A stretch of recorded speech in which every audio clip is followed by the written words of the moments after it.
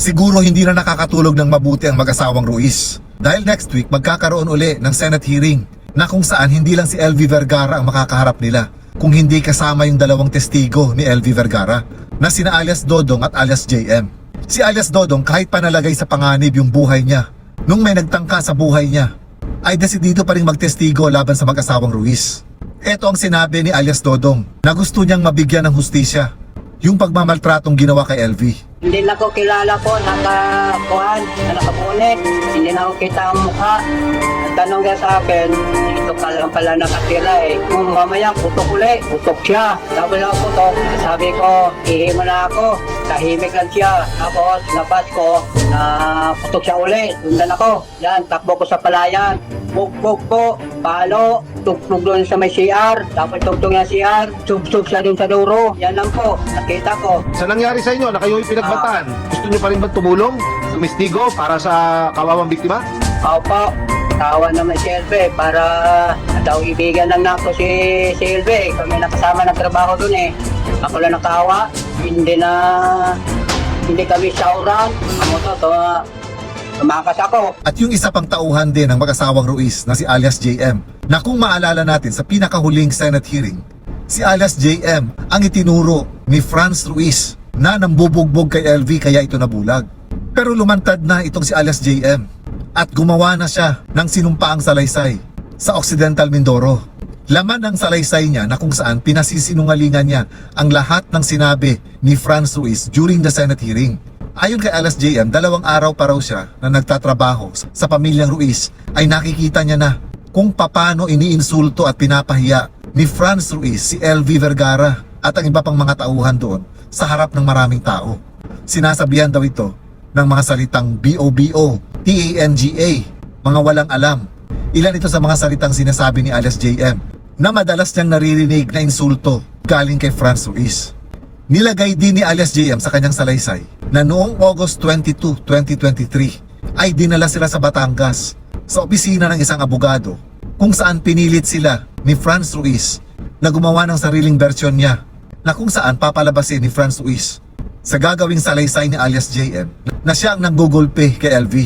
Pero ang katotohanan daw, si Franz Ruiz mismo ang nakikita niyang nananakit at nanggugulpe kay LV. Madalas daw ito nangyayari kapag nakikita ni Franz Ruiz na marumi ang bahay o di kaya ay nakakalimutang magpainit ng tubig ni LV para pampaligo ni Franz Ruiz. Ito daw ang mga dahilan kung bakit madalas na nagugulpe si LV ni Franz Ruiz. At hindi lang daw basta-basta paggugulpe, nakita rin daw niya kung paano inuntog ang ulo ni LV sa CR.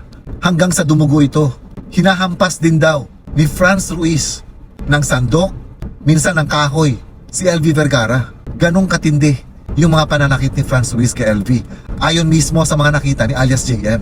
At hindi lang daw yon, pinagawa rin daw siya ni Franz Ruiz ng salaysay, na kung saan sasabihin niya sa salaysay na yon na sinunog ni LV yung kanilang washing machine.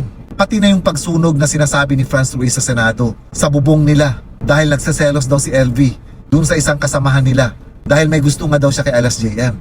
Pawang mga kasinungalingan daw ito, ayon kay alias JM. Ang kaso nga lang, walang hawak na kopya si alias JM dito sa salaysay na pinagawa sa kanila ni Mrs. Ruiz. At hindi rin daw niya maalala kung sinumpaan niya ba yung salaysay na yun. Nagawa daw niya kasi yun sa takot na baka mawalan siya ng trabaho.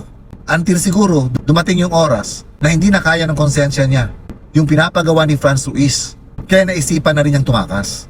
Actually, ayon kay alias JM, 7 sila na pinagawa ng mga salaysay.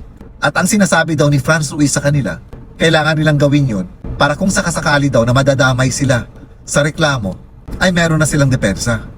Pero dito sa bagong sinumpaang salaysay ni alias JM, paninindigan daw niya ito para rin daw magkaroon ng hustisya si LV. Tama nga yung hinala natin na yung sinabi ni Franz Ruiz sa Senate hearing ay puro kathang isip lamang. Scripted kumbaga. At kaya ganun na lang, kadiretso, nung magkwento si Franz Ruiz sa Senate hearing, ay dahil yun na pala talaga ang magiging script niya na siyang mismong pinagawa niya sa mga salaysay ng mga tauhan niya. So far kasi dito sa 7 mga tauhan nila na sinasabi ni alias JM, iilan pa lang yata yung mga nahanap ng kapulisan para kunan din sila ng kanilang mga salaysay. At mabuti na lang itong si alias Dodong at alias JM, kahit pa alam nila na malalagay sa panganib yung mga buhay nila, ay handa pa rin silang ipagtanggol si LV para makamit ang hustisya. Ngayon doon naman sa pagbitaw ni Attorney Gambol sa kaso ni LV Vergara, may mga usap-usapan kasi na baka ang totoong dahilan daw ay dahil baka nalaman ni Attorney Gambol na may planong makipag-areglo yung kampo nila LV sa pamilyang Ruiz. Pero sa palagay ko naman dito, mukhang malabo ito. Siguro naman hindi nila sasayangin yung pagbubuwis ng buhay ng mga testigo nila, katulad ni alias Dodong at ni alias JM. Kung makikipag-areglo man sila, ay sana makonsensya naman sila na merong mga tetestigo para sa kanila, kahit nailagay na sa panganib ang mga buhay. Kaya sa palagay ko, hindi yung pakikipag-areglo ang nagiging problema nila ni Attorney Gambol. Palagay ko tungkol nga sa pera. Dahil may nabasa rin ako sa balitang Southern Tagalog na kung saan sinasabi nga nito na nagsimula daw yung di pagkakaunawaan ng mga kapatid ni LV at ni Attorney Gambol nung nakatanggap na daw ng maraming donasyong pera ang mga kapatid ni LV. At dun sa sulat naman ni Attorney Gambol kay Senator Francis Tolentino, wala rin siyang binanggit doon na may planong makipag-areglo ang mga Vergara sa pamilyang Ruiz. Ang laman ng sulat niya nakalagay doon ay yung text message mismo ng sinasabing tiyuhin ni LV Vergara na kaibigan ni Attorney Gambol. At ito daw tiyuhin niya na ito ang lumapit mismo kay Attorney Gambol para humingi ng tulong dahil sa pagmamaltrato kay LV. At sinasabi nga ni Attorney Gambol na itong mismong tiyuhin ni LV nag-text daw sa kanya at sinasabi na ganid yung kapatid ni LV. So ibig sabihin, tungkol ito sa pera. Walang specifics, walang detalye, pero siguradong tungkol sa pera ang di pagkakaunawaan ng tiyuhin at mga kapatid ni LV. Siguro ang simpatya niya napunta doon sa tiyuhin, kung kaya naisipan niya na rin na magbitiw sa kaso ni LV. Dahil siguro alam din niya na kahit wala siya, may mga abogadong magtatanggol kay LV. Katulad nga ng Philippine Legal Justice Center. Well anyway, tapos na yung kwento tungkol kay Attorney Gambol at kay LV Vergara. Dahil binitawan na nga ito ni Attorney Gambol. So sa susunod na Senate hearing, mas exciting. Dahil ang makakaharap ng mag-asawang Ruiz ay yung dalawang testigo na pinamukha nilang mga salbahe during the last Senate hearing. Paano kaya nila ngayon sasabihin, lalong-lalo na sa mukha mismo at sa harap mismo ni alias JM, yung fabricated story na ginawa niya during the last Senate hearing? At nung huling Senate hearing din, binalaan siya ni Senator Jinggoy Estrada. Ang sabi ni Senator Estrada, kapag ka nalaman nila na nagsisinungaling itong si Mrs. Franz Ruiz, tiyak na makukulong ito. Yung mag-asawa nung araw, kanamlan siya ng muka kay Bonita Baran. Nasintensyahan yun. Habang buhay. Reclusion perpetua. Namatay na lang yung babae. Nakukulong habang buhay sa Muntinlupa, yung lalaki.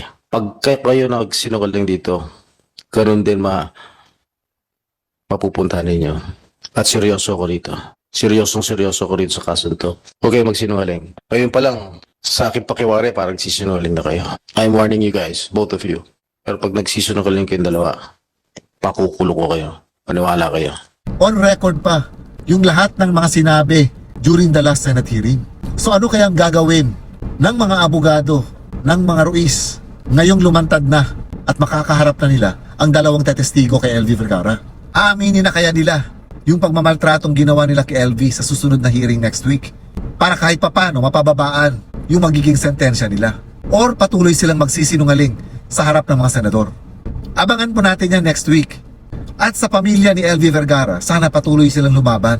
Alang-alang na rin kay LV Vergara mismo at dun sa mga tetestigo para sa kanya na hindi mapupunta sa wala yung pagmamalasakit ng mga testigo kay LV Vergara. And this is all for now mga kaibigan. Blessed Sunday sa inyong lahat. Ingat po kayo lagi and God bless.